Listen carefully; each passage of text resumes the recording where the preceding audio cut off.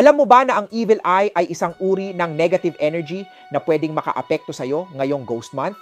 Ngayong Ghost Month, pinaniniwalaan na mas bukas ang mundo sa unseen spirits at mas sensitibo ang energy sa paligid natin.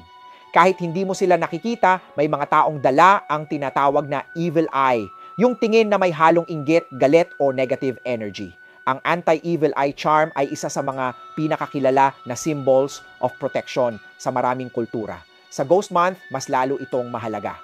Bakit? Kasi sa Feng Shui at energy cleansing, ang evil eye ay pwedeng magdulot ng biglaang pagkakasakit, pagkalugi sa negosyo, pagkakaroon ng conflict sa bahay, matinding stress o bad luck.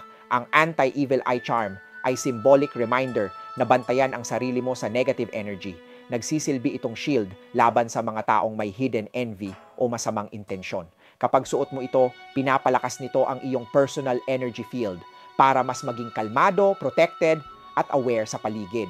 Ngayong Ghost Month, kailangan natin ng extra protection, hindi lang sa spirits, kundi pati sa mga taong may dalang bad energy. That's why anti-evil eye charms are highly recommended, lalo na kung exposed ka sa maraming tao, online man o in person. Hi! I'm Master Hans, the Philippines' most trusted celebrity Feng Shui expert.